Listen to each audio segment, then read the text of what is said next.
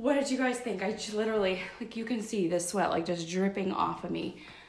Day 2 was faster is like, I am not a huge cardio person, like naturally I struggle with cardio.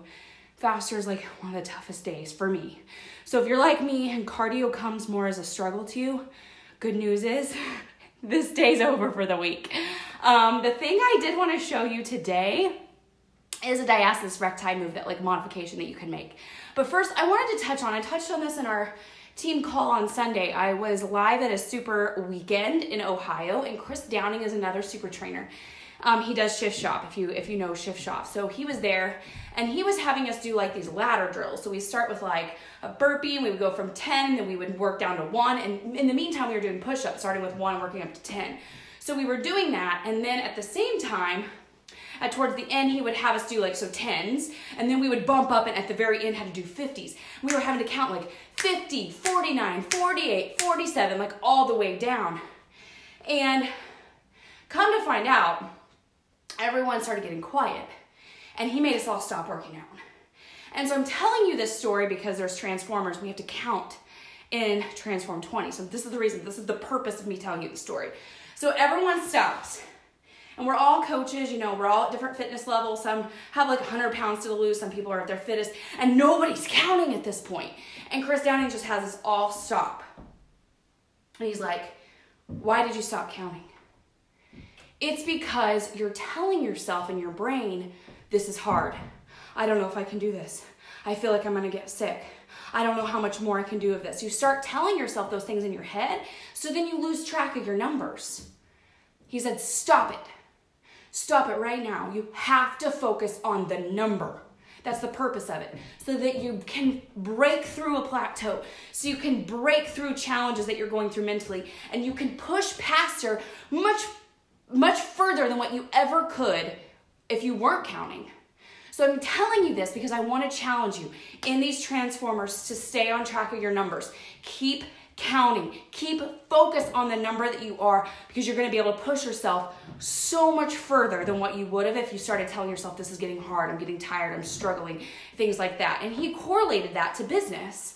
So typically what happens is, he was saying that, like, you know, people come in, they're financially stressed out. They're in debt. They're living paycheck to paycheck. Maybe their marriage is hanging on a thumb. Maybe they have a family member going through cancer. Maybe they have cancer, and they're fighting mentally to get past these barriers. And so you have to challenge yourself to keep focused on why you're here, the purpose of why you're here, and keep track of those numbers to give yourself that oomph to get past where you want to go. So in these transformers, I'm challenging you to go through and really focus on the number that you're at and keep focused on that. So I wanted to share that with you. I thought of that in this workout. I'm like, I have to share this with the group going through Transform 20. So now let's do Diastasis Recti modification. So Transformer 2 on day 2 was an ab workout.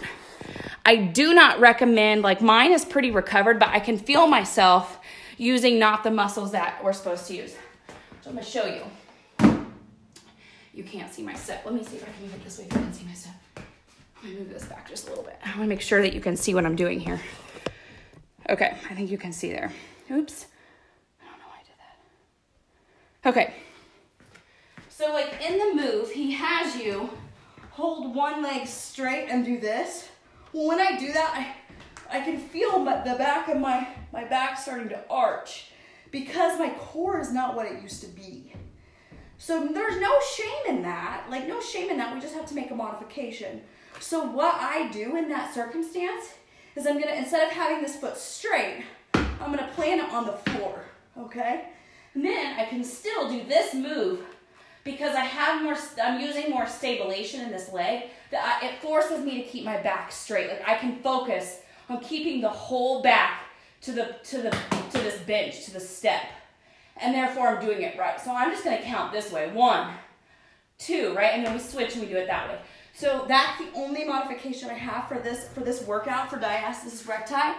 And you'll know, like, because you'll feel your back pull, you'll back around. We don't want our back to round. We want our back flat, and we want to pull that belly button to spine. So really think about pulling in instead of, like, flexing, more or less pulling in and keeping your back flat to the bench or to the step. So hopefully that helps you. I also, real quickly, wanted to share with you my Shakeology recipe. So Dean's already upstairs getting everything out for me because I gotta go pick up my girls here. They're at Mother's Day out. Not the right remote, Kelsey. So you're gonna just walk with me upstairs. In the meantime, those of you that are on, what'd you guys think of this workout day 2? If you haven't gotten it in, get it in. There's still plenty of time. I always laugh a little bit in my head when it's like 10 p.m. People are like, oh, I didn't get my workout in. I'll do better tomorrow. I'm like, dude, it's 10 p.m. Go get it in. The day is not over.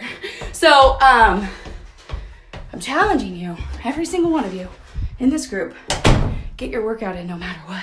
But faster, again, was like it's the most challenging workout for me personally, just because I'm not a cardio girl.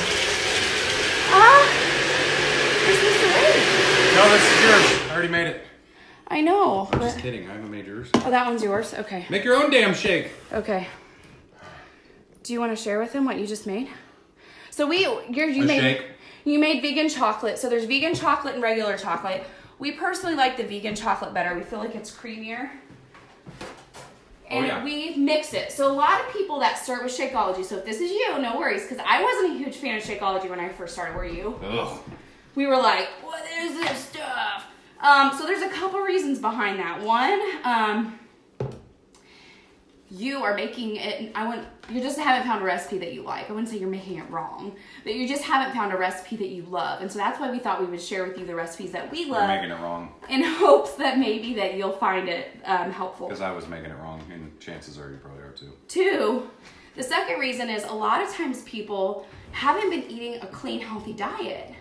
So they've been eating McDonald's, or they've been eating out, eating pizzas, eating sugary things. Like, you don't even realize, like, our bread has a ton of sugar in it. Milk has a ton of sugar in it. So a lot of times people come into this environment working to change their lifestyle, and they're used to the sugar content being extremely high. So then you drink Shakeology and you're like, this doesn't taste like a candy bar, or this doesn't taste very sweet. It's because your taste buds just haven't made the adjustment yet. But we're working on that because you're making this a lifestyle. So in the beginning, what I recommend, if you're used to higher sugar things, start weaning yourself off those things, right? But something that you can do to kind of make that transition is add cow's milk instead of almond milk to your shake. Because cow milk has a little bit higher sugar. So you're gonna be able to make that transition. So you might start with 8 ounces of cow milk with 8 ounces of water, and then like maybe week 2, you're gonna put 4 ounces of cow milk into 4 ounces of almond milk in, and just slowly make that transition. The other thing that I did in the beginning was I had like a Snickers stash. Like, I love the Snicker bar, the candy bar. And so much so, like, when we were going through college, Dean would always make fun of me because literally in my nightstand of my bed, by my bed, I had a Snickers stash. Yeah, I didn't find dudes' phone numbers. I found Snickers wrappers. So I tried to mimic what a Snickers bar would taste like, and so I'll make that recipe for you today. I don't drink it like this every day now, but if I have like a sweet tooth, I will make it this way occasionally, but I'll make it for you today. So we blend it with like a NutriBullet, but when I first started, I bought literally like a $20 blender from like Walmart or Target, and it was like the Oyster brand. I'll link in like an example of that below this video so you can see. But it was like 20 bucks. And I liked it for the same reason I like this, that it's all together and you can use it as your blender cup, but then also your drink cup. So I will just put in a few ice cubes. And guys, I don't actually, whoa, that's probably too much ice. I don't actually measure like 8 ounces. It's all a guesstimate. I don't measure a whole lot in any recipe, really. Kind of like her cooking. Yeah. So then I'll put my water in.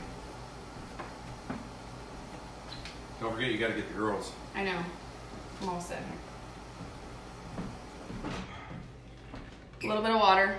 I'm going to make it with almond milk. But like I said in the very beginning, if you need to throw in a little bit of cow's milk just to make it a little sweeter, that's totally fine. You need a half a banana? Or you doing No, I'm going to do, can I get some cashew butter though? Yeah. Cashew butter on aisle 2. Coming up. And then I'm going to do a scoop of my vegan chocolate in my cup. A handful of, I get these almonds from Handful of nuts. Aldi. They're unsalted almonds. And it gives it that crunch that, you know, like a Snickers bar would have. So I'm gonna give a handful of that. And then I'm gonna do a spoon of cashew butter. You could use any kind of nut butter, it's fine.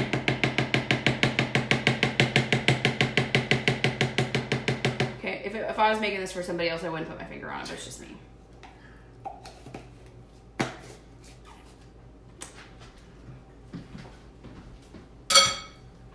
And yes, she always has me as an assistant helping her with her shake. A little bit of honey. So see, I'm adding in the sweetness. You could add in stevia too. A little more almond milk. Out of almond milk. And it kind of makes it taste like... You need more? Makes it... No, I don't need any more for my shake, but I'm just saying we're out now. Then you blend it, and it literally tastes like a candy bar, and it's amazing. So I hope that that helps you. Dean likes to make his... Oh, it's leaking.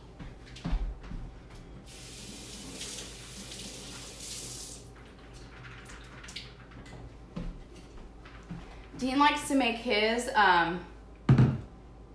with coconut and a half a banana. So you could do that. Bananas are sweet, so that would give it some more natural sweetness. Okay.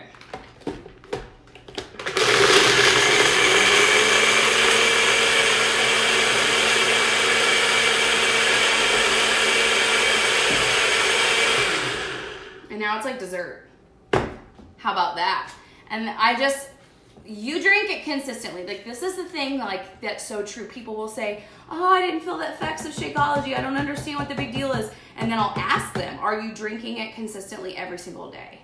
And they'll say, no, like maybe just like 4 days a week. I'm like, that's why. Like, the secret in anything in life is consistency. Drink this thing every single day. You're going to feel more energy. You're going to feel your diet. You're just going to feel better all around. And it's going to help with your cravings. It's going to help with your digestion, like all the above. But the secret is drinking it every single day without fail. And you will see a difference. So this is our lunch. And that's all I got for you guys. I hope you have a great day too, and we will see you tomorrow for day 3. Have a great one.